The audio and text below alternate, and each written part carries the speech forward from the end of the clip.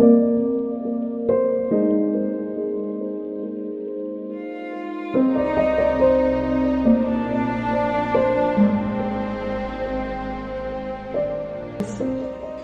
araw po. Ako po si Nurse Ivan. Ako po ang nurse na makakasama niyo ngayong araw. May gusto po ba kayo itawag kasama? Isa na lang po. Okay po, Ma'am Lisa. Ma'am, para po matulungan namin kayo ngayon, magtatanong na po kami ng mga bagay patungkol sa buhay niyo. Okay lang po ba yun? Sige po.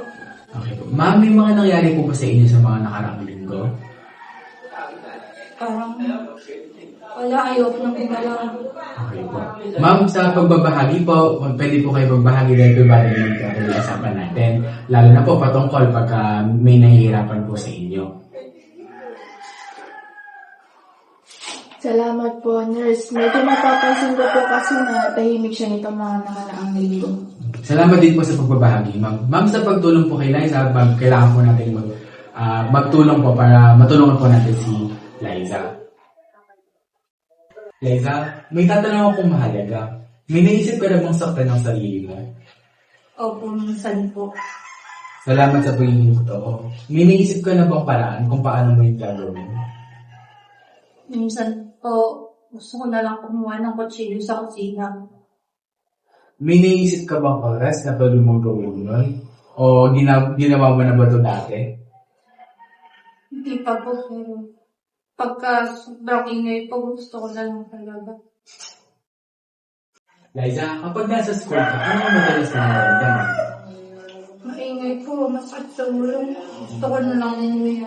Nahihirapan ka kapag maingay. Pwede mo ba sa akin ipakita kapag anong ginagawa mo pagka naiingayan ka? Tatakip lang po ako ng tenga, tapos pupunta na lang ako sa isang tabi.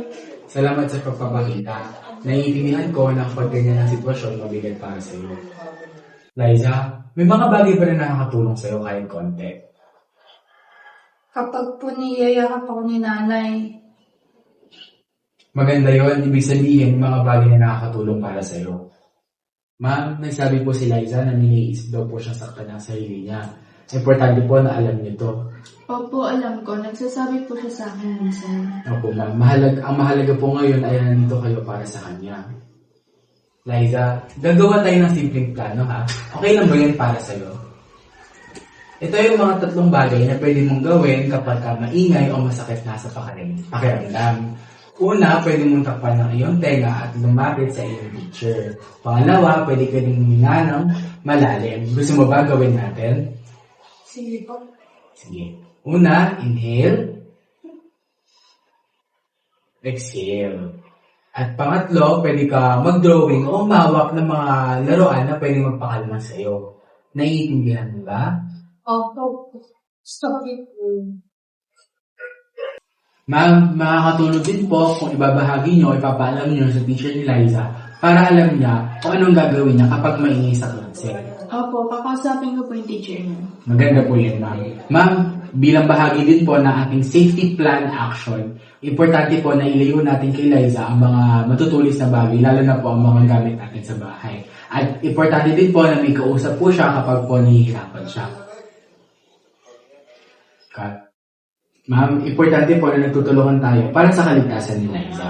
Opo. Liza, lagi kang magsasabi kapag ka nahihirapan ka. Naiintindihan mo ba yun? Opo.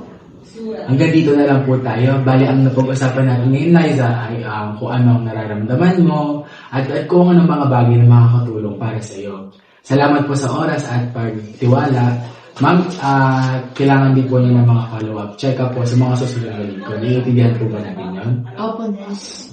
Salamat po. Thank you po. Ma'am, kung sakali pong maisip ulit ni Liza na saktan ng kanyang sarili o feeling niyo po, hindi po siya ligtas, importante po na lumapit tayo sa malapit na ospital o emergency service.